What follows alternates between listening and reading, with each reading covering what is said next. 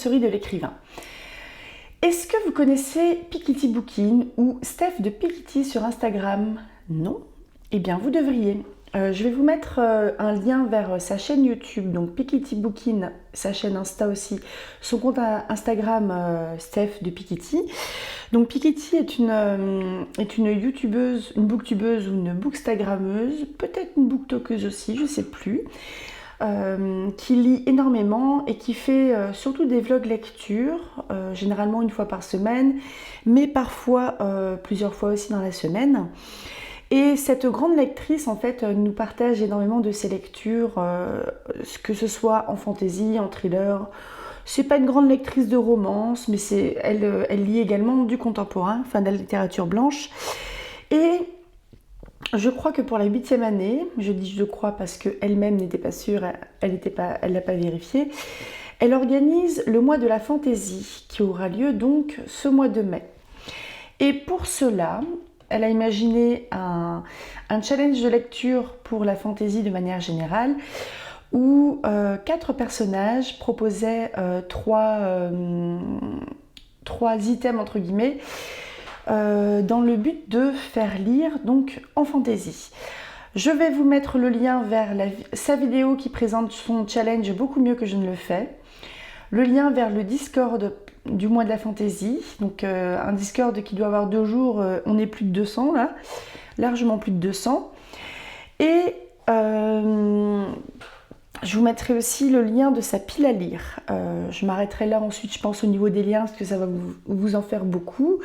J'en ai parlé à quelques-unes d'entre vous, notamment Madame Muller.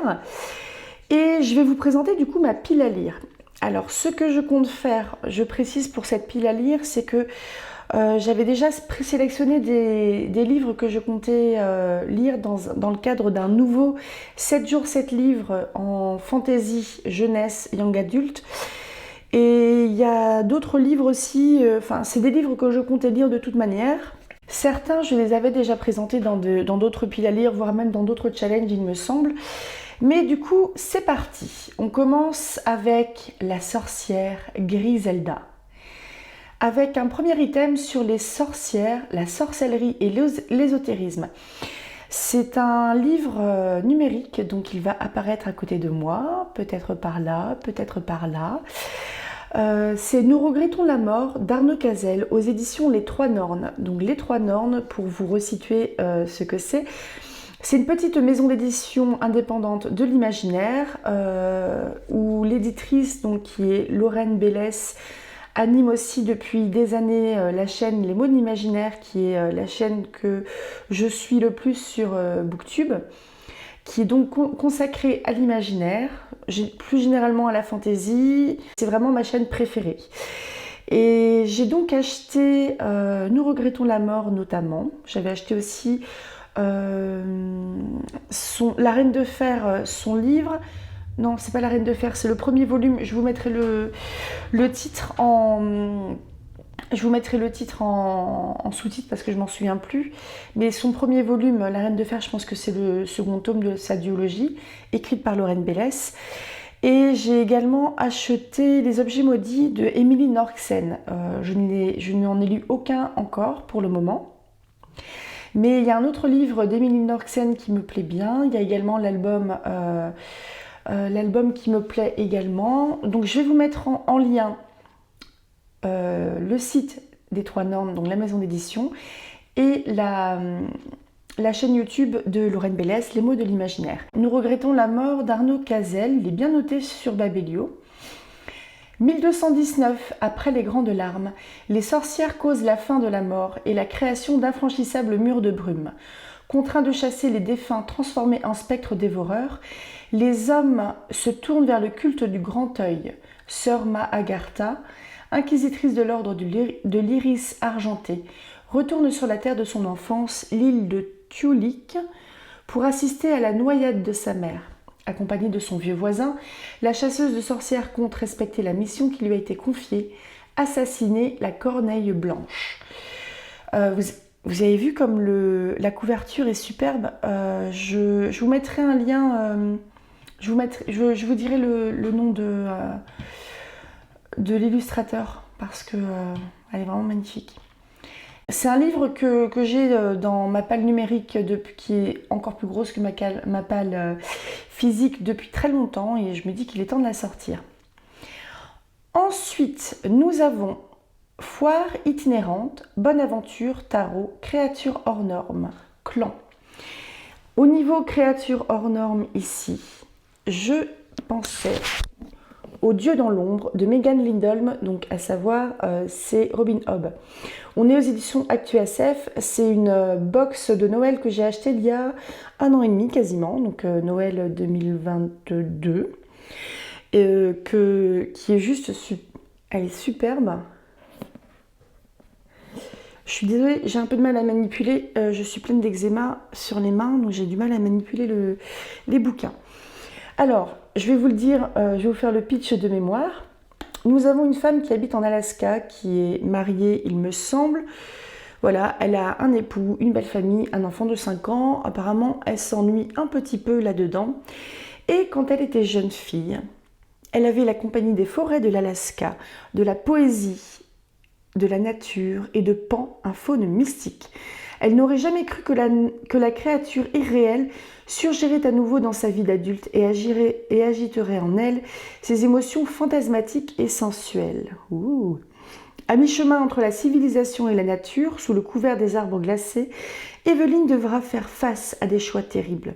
Trouvera-t-elle ce qu'elle cherche dans l'ombre? Donc c'est une édition ActuSF Collector que j'ai toujours pas lu, qui est juste sublime. Et il me semble bien qu'il y avait des illustrations à l'intérieur de ce type-là. Et, ouais, et les chapitres aussi, je sais plus comment ça s'appelle, si vous le savez, n'hésitez pas à me le dire. Pardon, le micro. Les chapitres sont dessinés aussi comme ça. Dessinés. Ensuite, nous avons Chasse aux sorcières, Dark Fantasy, enquête, meurtre, anti-magie. Je pensais, parce que j'ai toujours pas fini, finir L'hiver de la sorcière de Catherine Arden. Donc c'est le dernier volume de la trilogie du Nuit d'hiver, où on suit l'histoire de Vassia, qui est une petite fille qui, au début, qui va grandir évidemment, qui vit en pleine campagne en Russie. On est dans une Russie médiévale où il y a la religion orthodoxe qui prend de l'ampleur au détriment en fait du folklore local et notamment le dieu de l'hiver, Morosko, il me semble. Et Vassia, comme sa belle-mère et comme sa maman aussi avant, a le pouvoir de voir les esprits du foyer, donc les domovoy, le bannik, les esprits du foyer, du feu, des bains, etc. Et ce qui fait qu'elle n'a pas du tout bonne presse. Et en plus de voir en fait les esprits du foyer, donc c'est une petite fille puis une jeune fille qui va prendre beaucoup de liberté et qui va, comment dire, elle va essayer au maximum de prendre son indépendance, de défendre sa famille, de défendre son pays aussi, parce qu'il me semble que c'était à l'époque où il y avait peut-être les Mongols, ils n'ont pas ce nom-là, mais qui attaquaient la Russie, et c'était aussi une époque où c'était pas très stable sur le plan politique. Le prince qui était à la tête du pays pouvait être mis en danger. On a donc Le petit peuple slave. C'est un livre qui est très documenté parce que Catherine Arden, elle a fait ses études en Russie et il me semble qu'elle y a enseigné également. Donc c'est très documenté sur le plan du folklore, de l'histoire médiévale également. Même si c'est par petites touches, vous n'allez pas être perdu, je ne l'ai pas été non plus. Il n'y a pas le côté didactique entre guillemets, c'est une très jolie langue. Donc ça c'est aux éditions Folio SF. Je présenterai un petit peu mieux les livres quand je les aurai lus en vous donnant le nom des illustrateurs par exemple. Ces 2 bouquins que j'avais eus, que j'ai acheté neuf. On passe à un livre que j'ai acheté il y a très longtemps en occasion que j'ai toujours pas lu. Ça doit bien faire 2-3 ans que j'ai. C'est une intégrale. Poison, charme, beauté parce que après la sorcière Griselda, nous avons la fée Lé. Et se sentir pousser des ailes, une relique de la palle. Donc ça aurait pu être largement autre chose parce que je dois avoir des bouquins dans ma bibliothèque depuis 10 ans. Mais celui-là, j'ai envie de le lire. Donc Poison, charme, beauté de Sarah Pinborough. On est chez Milady. La trilogie complète en un seul volume. Blanche-Neige, Cendrillon, La Belle au bois dormant.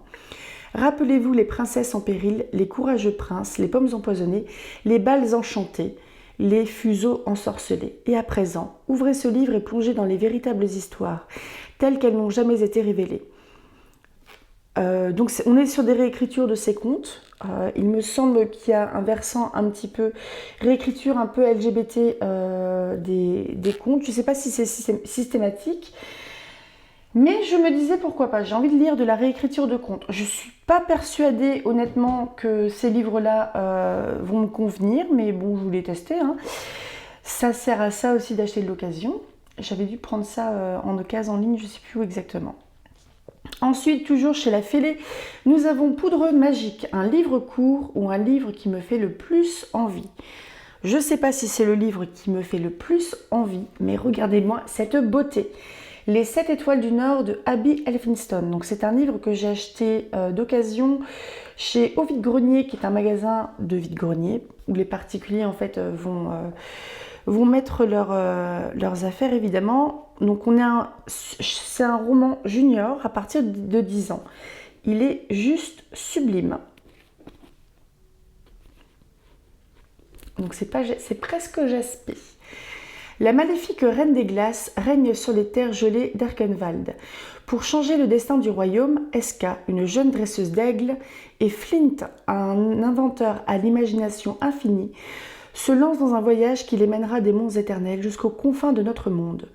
2 héros qui cherchent leur place, un univers polaire fascinant et le souffle de la grande aventure. Découvrez la voix vibrante, subtile et empreinte d'humour d'une nouvelle auteure.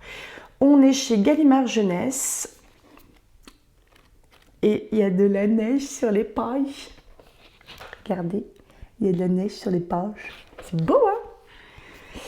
Et ce livre-là, je l'avais, il me semble, présenté pour le challenge Été glacé de Nina Quill. Donc c'était pour lire cet été. On est en avril, tout va bien. Ensuite, toujours chez La Fêlée, on est Fairy Tales, Contes, Royauté, Château, Princesse. Alors, je vais vous lire un livre qui fera sûrement l'objet d'un vlog lecture avec son copain que je vous présenterai en dernier.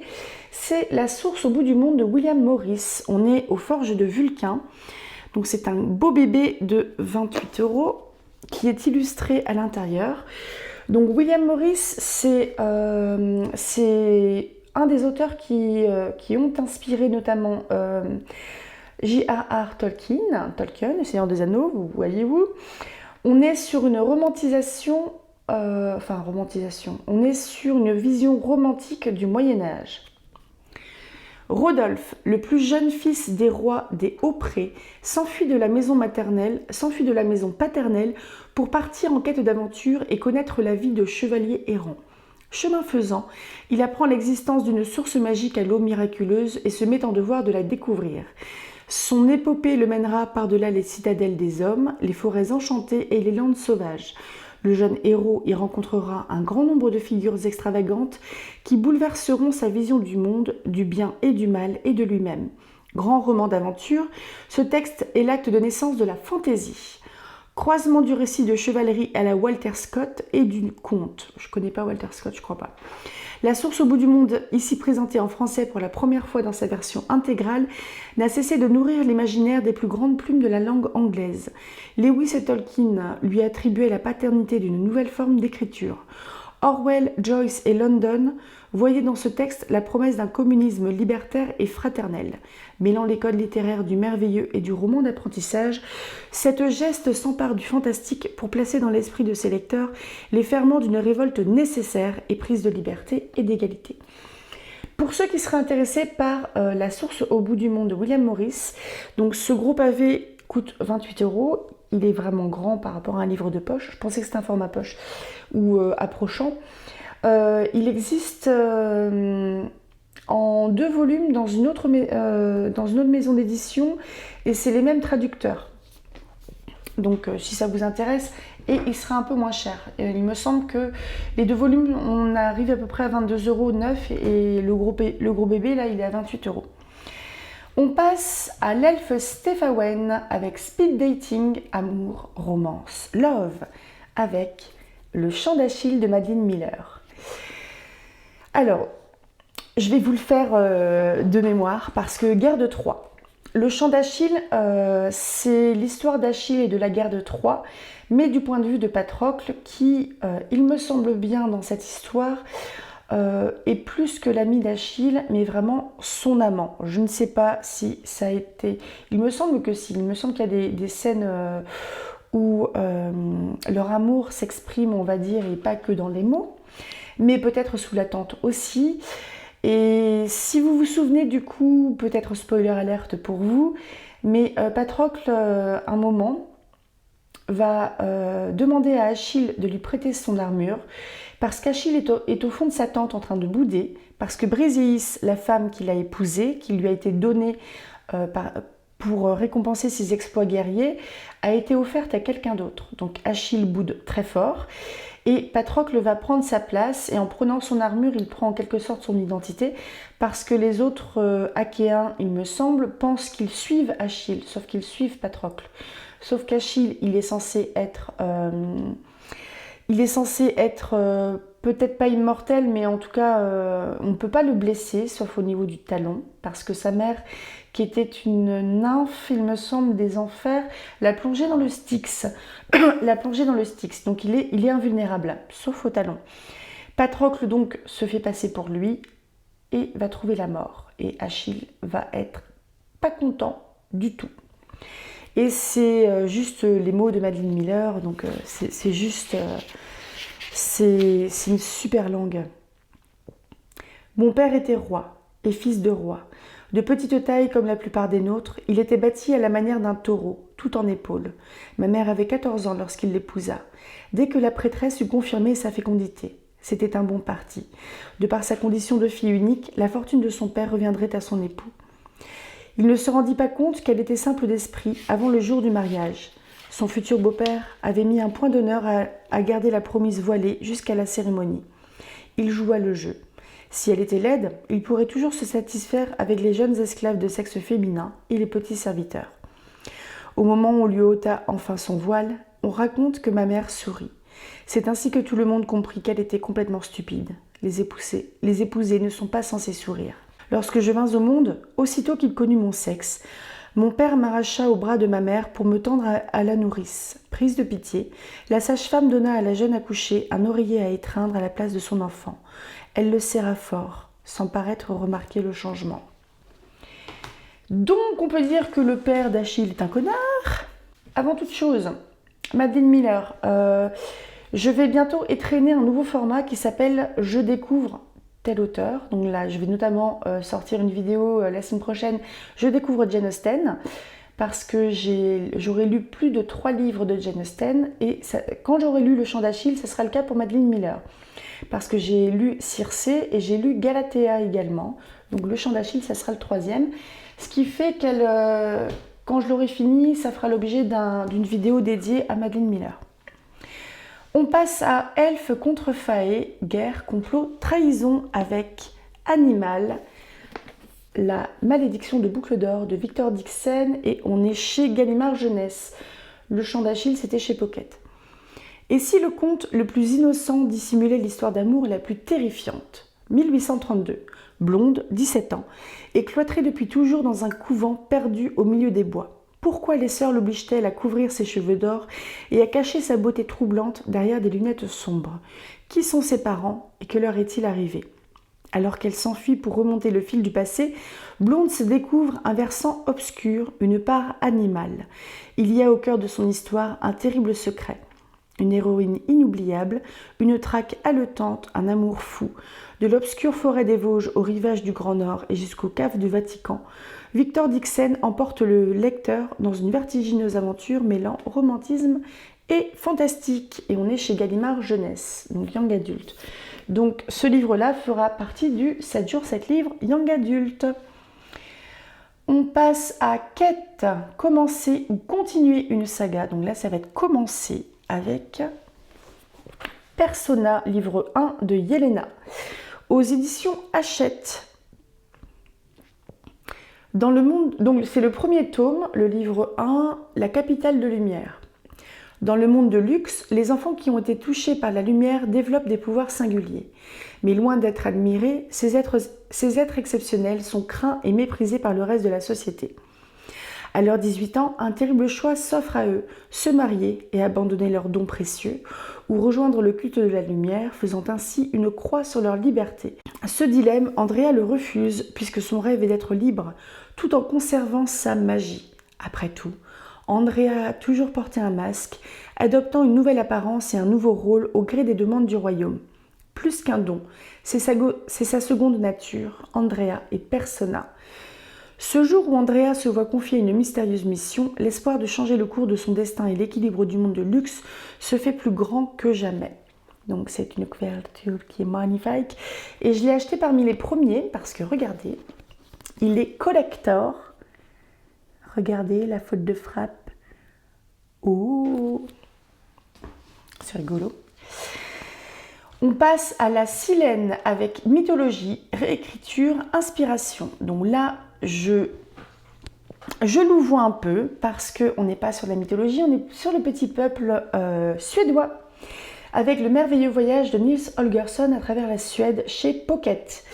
Donc c'est une traduction de Tekla Hamar et l'aquarelle de Karl Larsson. Je vais vous en faire un pitch comme ça parce que en fait, dans le cadre de la chaîne et de la lecture du conte du samedi, j'ai lu à peu près 70% du bouquin, donc je me rapproche de la fin. On suit l'histoire de Nils, qui est un affreux garnement de 14 ans, qui est un peu un bon à rien, qui emmerde un petit peu son monde, qui est l'enfant unique donc, qui vit avec son père et sa mère dans une ferme. Et il ne fout pas grand-chose. Il n'est pas gentil, il aime personne et personne ne l'aime en gros. Un jour, il refuse d'aller au temple avec ses parents. Il va rester donc à la maison et donc ses parents avaient prévu qu'il lise un petit peu le livre de psaumes. Il y a un terme particulier, j'ai oublié. Sauf que du coup, il n'a pas envie du tout de faire ça. Donc une fois que ses parents sont partis, il part un petit peu emmerder les animaux de la basse-cour jusqu'à ce qu'il embête un tomte. Donc les tomtes sont des petits lutins suédois qu'il ne faut pas trop embêter. Donc il embête ce pauvre lutin et ce lutin, pour se venger, va transformer Nils en tomte. Ce qui fait que Nils, par un concours de circonstances, va se retrouver un peu à faire le tour de la Suède à dos doigt parce qu'il y a un jar blanc, donc un mâle oie de sa basse-cour qui va en fait le prendre sous son aile parce que Nils, qui est un affreux garnement, au bout de quelques chapitres déjà, il commence à se rendre compte qu'il apprécie les oies, que les oies l'apprécient, d'autres animaux l'apprécient, il va recroiser d'autres gardeurs et gardeuses d'oies, une petite fille, un petit garçon qu'il connaissait. Il va aider les gens, on va l'aider. Et donc c'est vraiment un roman, mais qui est à la fois un recueil de contes de différentes régions de la Suède, parce que c'était une commande d'une association d'instituteurs pour que Selma Lagerlöf, prix Nobel de littérature, je vous prie, ou prix Pulitzer, je ne sais plus, écrive un livre de géographie à destination des enfants de primaire. Ce qu'elle a fait, vous allez voyager. C'est un très très beau livre, très belle langue, j'aime beaucoup, belle histoire, très feel good. On passe à anthropomorphisme, bitlit, métamorphe, animaux, et quoi de mieux que la légende du noble chat Pistefouet de Tad Williams aux éditions Nemos. Donc c'est un livre que j'ai acheté pour la modique somme de 1 € en occasion, comme souvent, parce que je suis un gros rat. En gros résumé, c'est le Seigneur des Anneaux, mais avec des petits chats. Le jeune chat Pistefouet vient tout juste de se voir conférer un nom par l'Assemblée des Anciens, et alors qu'il trouve l'âme sœur en la personne de la jolie Patte Feutrée, elle disparaît dans des circonstances mystérieuses. Dans un monde où l'homo, descendant perverti du chat, n'est là que pour lui obéir, des créatures autrement dangereuses hantent la terre et ses entrailles. Parti en quête de sa belle avec son compagnon, l'espiègle chaton bon vif, le jeune aventurier ne tarde pas à entendre parler d'ombres qui rôdent dans la nuit. Il devra alors les affronter dans l'angoisse et dans l'horreur. C'est comparé à Watership Down de Richard Adams, qui est une histoire avec des lapins, qui apparemment est vraiment triste. Et Tad Williams, donc c'est un auteur américain incontournable, c'est l'auteur notamment de L'Arcane des épées, que j'ai pas lu. C'est une très jolie langue aussi, et là on est vraiment dans de la littérature pour les enfants. Et comme Persona, Animal, Poison, Charme, Beauté, les 7 étoiles du Nord, ça va faire partie du 7 jours 7 livres fantasy jeunesse young adulte. Enfin, Lac enchanté, sirène pirate au bateau. Alors là, le lac aux îles enchantées de William Morris aux Forges du Vulcain aussi. Donc on est dans le même auteur que le gros bébé que je vous ai présenté, qui était aussi aux Forges du Vulcain. Je crois que la couverture est de William Morris parce que c'est un gars qui était notamment décorateur, dessinateur, multicasquette. Il faisait tout, ce gars-là. Petite Grive est une jeune femme dont la grande beauté inspire la vénération. Elle échappe à la sorcière qui l'a tenue prisonnière toute son enfance et sillonne le lac aux îles enchantées sur un bateau magique qui se nourrit de son sang. Sur chaque île, elle découvre divers aspects de l'existence et se trouve bientôt embarquée dans une quête où demoiselles et chevaliers, magiciens et sorcières se côtoient. Aidée par une fée protectrice, elle trouvera finalement l'amour, l'amitié et sa place dans le monde au terme de ce touchant récit d'apprentissage et d'épanouissement féminin. Prix du jury des Imaginales 2013 pour la traduction inédite de Francis Guévremont. Donc il paraît que j'ai tous ces bouquins-là à lire pour le mois de mai. C'est mort. Mais c'est vraiment des livres que je vous ai déjà présentés, pour certains en book haul, pour d'autres le book haul n'est pas encore sorti parce que j'en ai quelques-uns d'avance. Mais je vais vous les présenter sous plusieurs formes, parce que les deux William Morris, je ferai un vlog lecture dessus, parce que ce sont des textes qui sont importants pour la fantasy.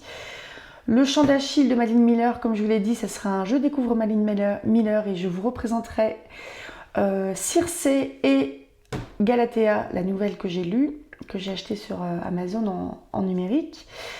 Il y aura un 7 jours 7 livres jeunesse. Pour le Catherine Arden, donc la fin de la trilogie d'une nuit d'hiver, je ferai un vlog lecture aussi, mais faudra pas hésiter à me dire.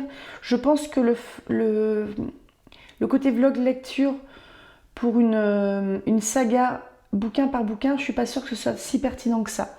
Mais je sais pas. Et Le Dieu dans l'ombre, je sais pas quand je vous présenterai, parce que je crois pas qu'on est dans la jeunesse là. N'hésitez pas à me dire si vous avez envie de participer à ce challenge, si ces bouquins-là vous donnent envie. Donc c'est des livres que je n'ai pas lus. Je m'arrête là. Lisez tout plein, rêvez tout grand. Et n'hésitez pas à me dire si vous participez au challenge de Piketty Bookin, donc le mois de la fantasy, et quels sont les livres que vous prévoyez de lire, sachant qu'évidemment, vous n'avez pas besoin de lire les 12 bouquins, c'est juste, les challenges, c'est juste pour se challenger pour de la lecture, et éventuellement ordonner un petit peu la pile à lire que l'on a, ou la pioche à lire, ça dépend comment on vit ces livres. Donc à tout bientôt, rêvez tout grand, lisez tout plein. Salut!